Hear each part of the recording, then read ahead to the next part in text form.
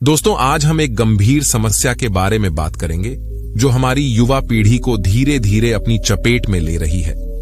लाखों युवक और युवतियां इस जाल में फंस रहे हैं जिसे ब्रह्मचर्य नाश कहा जाता है। इसे करते समय भले ही कुछ लोगों को आनंद महसूस होता हो, लेकिन इस आदत के कारण वे अपनी जीवन शक्ति को व्यर्थ गंवा देते हैं। इस आदत से निकलना आसान नहीं होता, इसलिए आज हम इस पर ध्यान केंद्रित करेंगे और समझेंगे कि इससे कैसे बचा जा सकता है।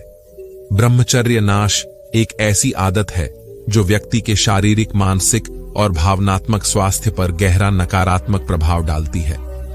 इसके कई दुष्प्रभाव होते हैं जिन्हें अगर समय रहते नहीं पहचाना गया और इस आदत को नहीं रोका गया तो यह जीवन में बड़े संकट पैदा कर सकती है।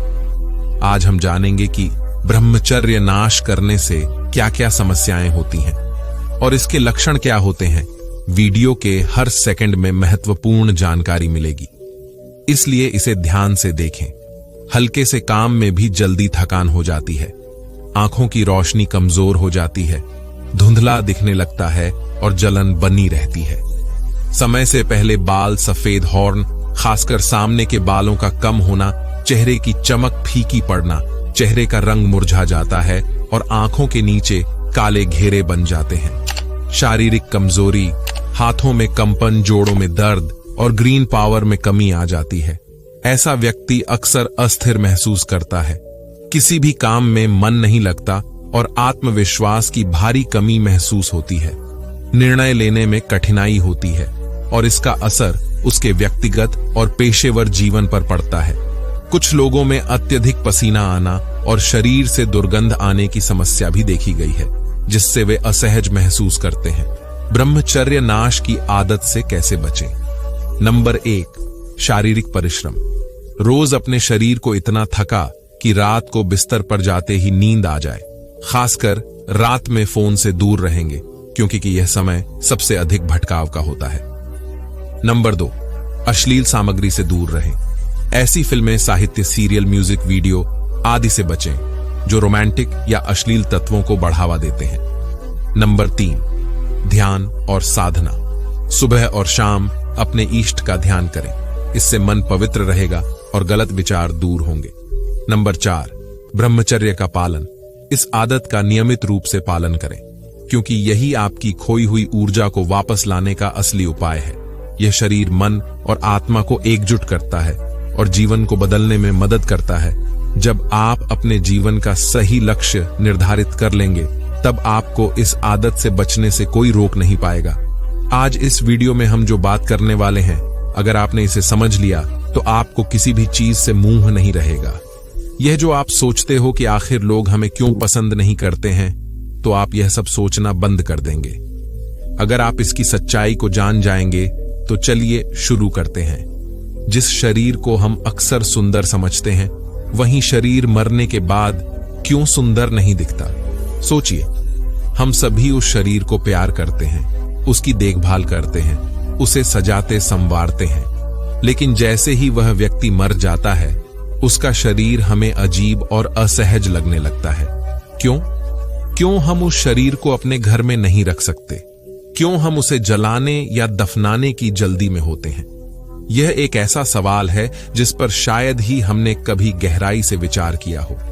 हमारे लिए वह शरीर कितना पूर्ण होता है। जब वह जीवित होता है, हम उसे छूते हैं, उसके साथ समय बिताते हैं, उसे प्यार करते हैं, लेकिन मृत्यु के बाद वही शरीर असहनीय हो जाता है। सोचिए, ऐसा क्या बदल जाता है? वह वही शरीर होता है, वही चेहरा, वही आंखें, वही सब कुछ, फिर भी हमारी नजरें क्यों बदल जाती हैं? कभी आपने सोचा है, जिस शरीर को हम सुंदर समझते हैं, उसकी सच्चाई क्या है? जरा सोचिए, अगर उस शरीर की खाल हटा दी जाए तो क्या बचेगा? अंतर सिर्फ खून, मांस, हड्डियां, मल और अन्य अपशिष्ट पदार्थ होते हैं। तो फिर यह शरीर सुंदर कैसे हुआ? हकीकत में इस शरीर में कोई स्थायी सुंदरता नहीं होती। रहता है, मन को नियंत्रित करना एक कठिन कार्य है, लेकिन असंभव नहीं है। इसके लिए अभ्यास की जरूरत होती है। मन को शांत करने के लिए हमें ध्यान, मेडिटेशन की आवश्यकता होती है। ध्यान हमें अपने मन पर काबू पाने की ताकत देता है। जब हम ध्यान करते हैं तो हम अपने विचारों को शांत करने की कोशिश करते हैं। ध्यान के माध्यम से हमें अपने भीतर की शांति का अनुभव होता है और यह शांति हमें सही दिशा में सोचने और काम करने की शक्ति देती है। कभी हम वासना के प्रभाव में आकर अपने जीवन की दिशा खो देते हैं। यह एक ऐसी स्थिति है जहां हमारी बुद्धि काम नहीं करती और हम अपने मन की गलत इच्छाओं की गुलाम बन जाते हैं। काम, वासना और क्रोध, ये दोनों इंसान की सबसे बड़ी दुश्मन है। ये दोनों ही ऐसी शक्तियां हैं जो मनुष्य को भोग विलास में फंसाकर उसका नाश कर देती है। काम, वासना और क्रोध से बचना जरूरी है क्योंकि यह हमें अपने असली उद्देश्य से भटकाते हैं। ये हमारी सोच को विकृत कर देते हैं और हम सही और गलत का फर्क भूल जाते हैं। जब हम बार बार काम वासना के जाल में फंसते हैं तो हमारा मन धीरे धीरे कमजोर होने लगता है। हमें ऐसा महसूस होता है कि हम कुछ कर नहीं सकते और यही स्थिति हमें कमजोर बना देती है। लेकिन हम चाहें तो इस स्थिति से बाहर निकल सकते हैं। हमें बस अपने मन को मजबूत करना होगा, बार बार मन को समझाना होगा कि वह गलत राह पर जा रहा है। मन को सही दिशा में लाना होगा और इसके लिए ध्यान का सहारा लेना होगा। ध्यान हमें अपने विचारों पर काबू पाने की शक्ति देता है। जब हम ध्यान करते हैं तो हम अपने भीतर की शक्ति को पहचानते हैं और यही शक्ति हमें काम, वासना और क्रोध से बचने में मदद करती है। अब अगर आप सोच रहे हैं कि आप अपने जीवन में इस बदलाव को कैसे ला सकते हैं, तो इसका एक सरल उपाय है। आप 90 दिनों तक ब्रह्मचर्य का पालन करें और 90 दिनों तक वीर्य संचय करें। इससे आपको अपने मन को केंद्रित करने में मदद मिलेगी। आप देखेंगे कि आपका आलस्य धीरे धीरे खत्म होने लगेगा और आपका शरीर ऊर्जा से भर नहीं लगेगा। आप महसूस करेंगे कि आप लंबे समय तक मेहनत करने के बाद भी थकान महसूस नहीं करेंगे। आपके चेहरे की रंगत निखर नहीं लगेगी, आपके बालों में चमक आ जाएगी और आपकी बॉडी लैंग्वेज में आत्मविश्वास दिखाई देने लगेगा। जब हम अपने मन और शरीर को अनुशासित रखते हैं तो हमारी सोच भी सकारात्मक होने लगती है। हमारा दृष्टिकोण बदलता है और हम जीवन के हर पहलू को बेहतर ढंग से समझने लगते हैं। यही असली सुंदरता है। ये वह सुंदरता है जो समय के साथ बढ़ती जाती है। जो व्यक्ति अपने जीवन में अनुशासन और संयम का पालन करता है वही असली सुंदरता का अनुभव कर सकता है।